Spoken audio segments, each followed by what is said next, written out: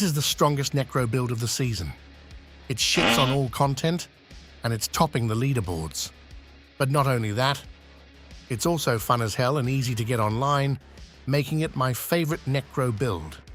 And in this one, we'll cover everything you need to get this lovely build up and running, so you can enjoy the last couple weeks of the season. But first, big shout out to Serok, aka Brad Pitt's more good-looking brother and the creator of this lovely build. Alright, let's hop into the planner to see how the build works. Firstly, it's a full-on golem build, meaning we're throwing our other minions in the trash, followed by scaling our golem only. In particular, we're going to scale its active ability via the blood golem.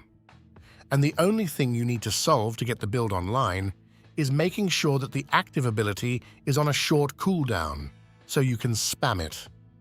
And that's easy peasy, as we now have the Fell Gluttony aspect resetting most, if not the entire cooldown each cast, when paired with Golem cooldown reduction, Decrepify, and the hulking aspect. Then, all we need to do is scale our damage as much as possible, and we have ourselves a build. And first, we do that via the gear, starting with Heir of Perdition.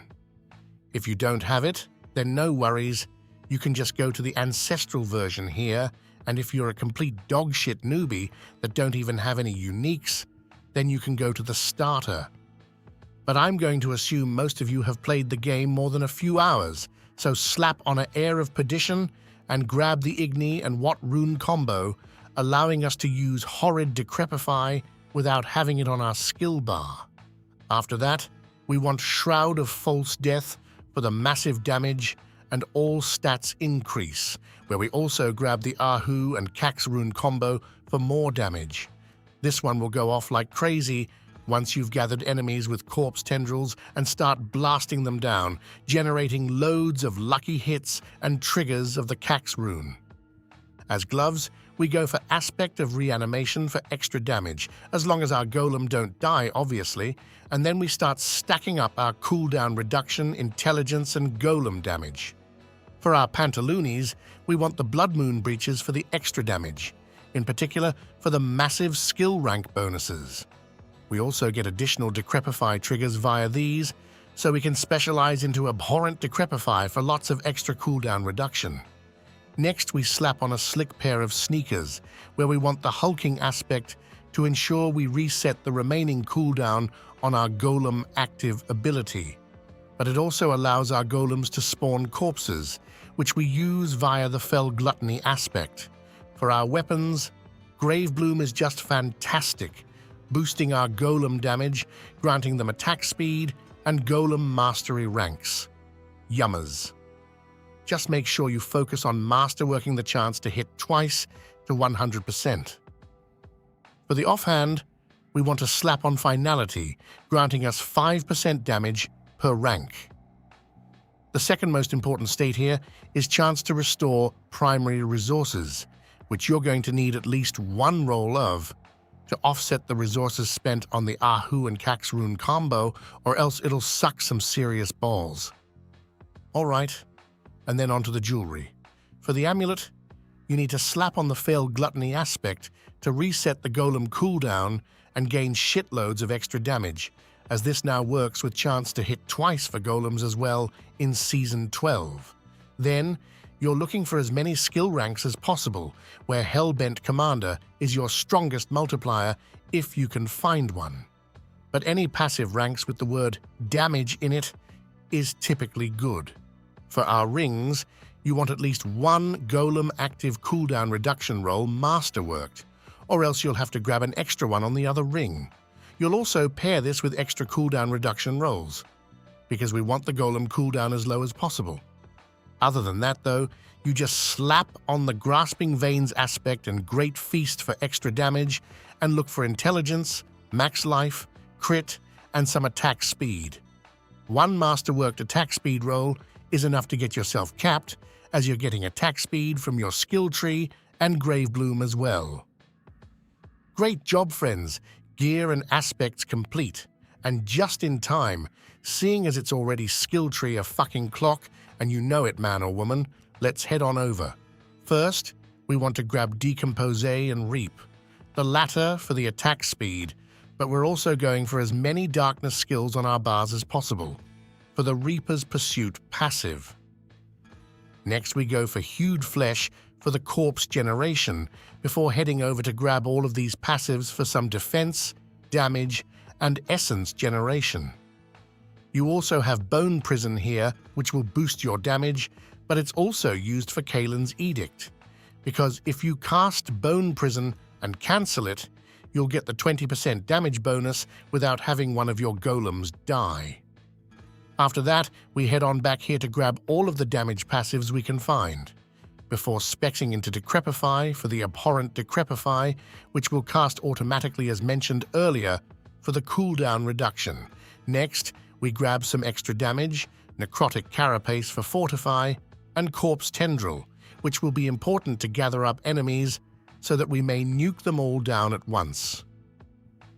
Finally, we head on over to our ultimates, where we grab Soul Rift for a few different reasons. It's a darkness skill, so we gain the Reaper's Pursuit, but it also helps us fill up our essence. It keeps vulnerable up on all enemies, and it boosts our damage. Over here we also find Finality, which you want on your offhand for its large damage multiplier.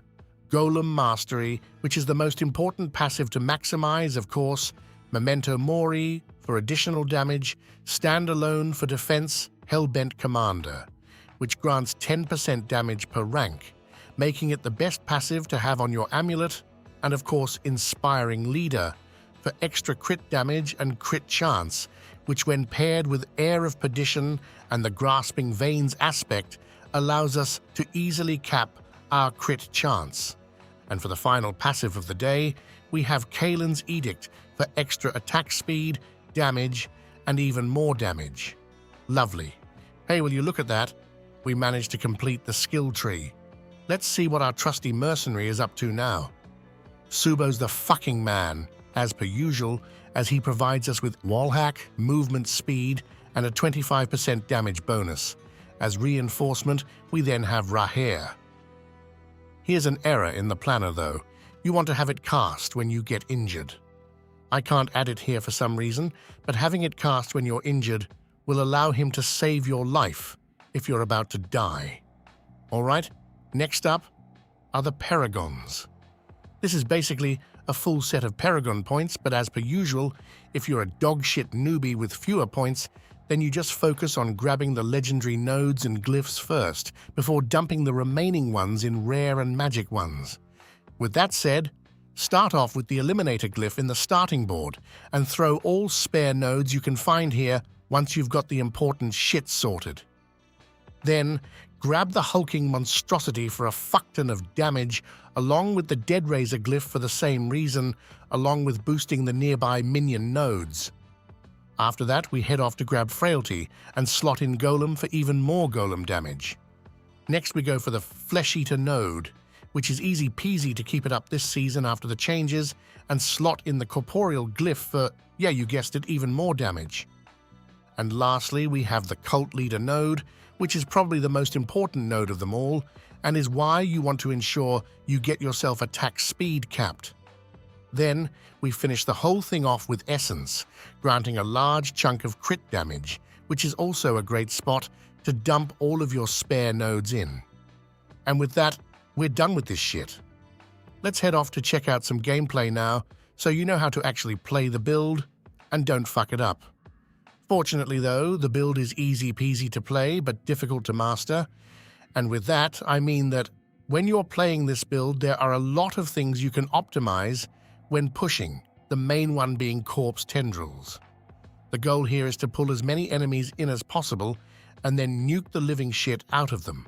Then once you've gathered enough enemies, you activate your Soul Rift, you drop down a Bone Prison, deactivate it to gain your Kalen's Edict buff, and start pumping out the Golem active ability. Then once a few enemies are about to die, you can hit them with your Reap to gain its attack speed bonus and keep pumping. Every 3 seconds or so though, you need to drop down a Bone Prison and deactivate it again, if you want the extra damage bonus from Kalen's Edict. Now if you're lazy, You don't really have to do anything of this though. It's mainly optimization of your damage. If all you want to do is chug a couple beers and blast shit, then you can just run around spamming corpse tendrils, soul rift when it's up, and the golem active ability. It will do the trick for all content in the game that does not involve pushing the ladders. So if you're a life enjoyer, just press these 3 buttons and have some goddamn fun, you dog. Do that, and I'll see you in the next one.